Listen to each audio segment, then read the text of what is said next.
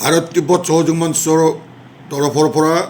আৰু নাগৰিক সুৰক্ষা সমিতি অসমৰ তৰফৰ পৰা আমি অতি গৰিহণা দি কওঁ যে বৰ্তমান বাংলাদেশৰ তদাৰককাৰী চৰকাৰৰ মুৰব্বী মহম্মদ ইউনুছে চীনলৈ গৈ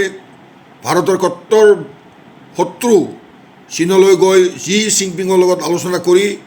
অসম তথা সমগ্ৰ উত্তৰ পূৰ্বাঞ্চলক যি সেই প্ৰতিপন্ন কৰিছে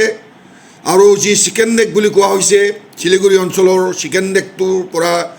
হাত ফণিক একেলগে আঁতৰাই আনি চীনক অতি শীঘ্ৰে ব্যৱস্থা গ্ৰহণ কৰাৰ বাবে চীনৰ লগত বিলয় কৰাৰ বাবে যি আহ্বান জনাইছে এইটো আমাৰ ভাৰতৰ অসম বা ভাৰতৰ বাবে অতি দুৰ্ভাগ্যৰ কথা। আৰু আমি অসমবাসী ৰাইজৰ হৈ তথা ভাৰত তিব্বত সহযোগ মঞ্চ নাগৰিক সুৰক্ষা সমিতি অসমৰ তৰফৰ পৰা আমি ভাৰত চৰকাৰ মাননীয় প্ৰধানমন্ত্ৰী ৰাষ্ট্ৰপতিক আহ্বান জনাইছোঁ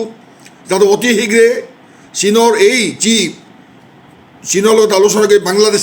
বাংলাদেশক আজিৰ পৰা প্ৰায় 50 বছৰ আগে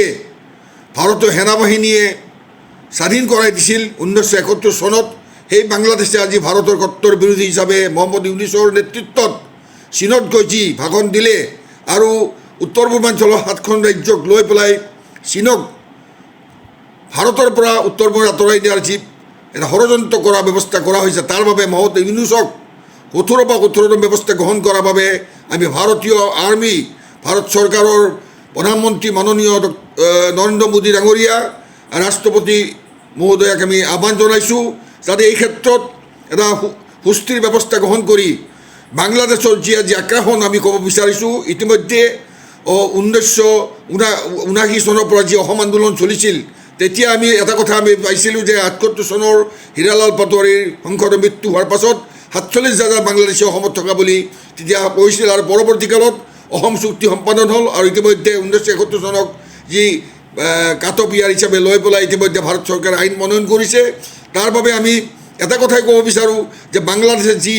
আজি ভাৰতৰ বিৰুদ্ধে যি এটা ষড়যন্ত্ৰ আৰম্ভ কৰিছে ইয়াক প্ৰতিহত কৰাৰ বাবে অতি শীঘ্ৰে ব্যৱস্থা গ্ৰহণ কৰিবই লাগিব। আৰু সমগ্ৰ অসমবাসী ৰাইজক আমি আহ্বান জনাইছোঁ অসমৰ মাননীয় মুখ্যমন্ত্ৰী ডক্টৰ হিমন্ত বিশ্ব শৰ্মাকে ধৰি সকলোৱে এই ক্ষেত্ৰত এটা বিহিত ব্যৱস্থা গ্ৰহণ কৰিবলৈ আগবাঢ়ি যাওক। আৰু আমি সকলোৱে অসমবাসী ৰাইজ উত্তৰ পূৰ্ববাসী ৰাইজে আমি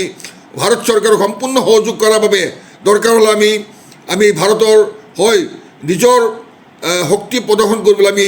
আগবাঢ়ি যাম। আৰু এই ক্ষেত্ৰত আমি এগৰাকী স্বাধীনতা সংগ্ৰামীৰ পুত্ৰ হিচাপে এগৰাকী আন্তৰ্জাতিক খেলুৱৈ হিচাপে আৰু এগৰাকী ভাৰতবৰ্ষৰ নাগৰিক হিচাপে আমি ক'ব বিচাৰোঁ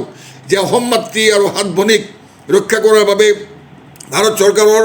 যি দায়িত্ব সেই দায়িত্ব এইবাৰ প্ৰদৰ্শন কৰক আৰু বাংলাদেশক অন্ততঃ এনেকুৱা এটা শিক্ষা দিয়ক যাতে ভৱিষ্যতে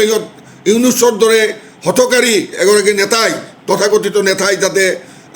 স্বয়ম্ভূ নেতাই কোনো ধৰণৰ ভাৰতৰ বিৰুদ্ধে কোনো ধৰণৰ ষড়যন্ত্ৰ কৰিব নোৱাৰে তাৰ বাবে কঠোৰতম ব্যৱস্থা গ্ৰহণ কৰাৰ বাবে দৰকাৰ পৰিলে ভাৰতীয় সৈন্য সোমাই গৈ হ'লেও ইয়াৰ ব্যৱস্থা গ্ৰহণ কৰিব লাগে। আৰু আমি এটা কথা ক'ব বিচাৰোঁ যে ভাৰত চৰকাৰে যি ইতিমধ্যে ডিপ্ল'মেটিক ব্যৱস্থা আৰম্ভ কৰিছে আমি তাত আদৰণি জনাইছোঁ আৰু লগতে ভাৰতৰ মাননীয় প্ৰধানমন্ত্ৰী ডাঙৰীয়াই নেতৃত্বত ইতিমধ্যে বিশ্বগুৰু হিচাপে ভাৰতবৰ্ষ যথেষ্ট আগবাঢ়ি গৈ আছে। এই ক্ষেত্ৰত ভৱিষ্যতে যাতে বাংলাদেশ বা আমাৰ যিবিলাক ওচৰৰ দেশ আছে সেই দেশসমূহে যাতে কোনো ধৰণৰ ষড়যন্ত্ৰ কৰিব নোৱাৰে তাৰ বাবে এটা কঠোৰ ব্যৱস্থা গ্ৰহণ কৰিবলৈ আমি পুনৰ আহ্বান জনাইছোঁ।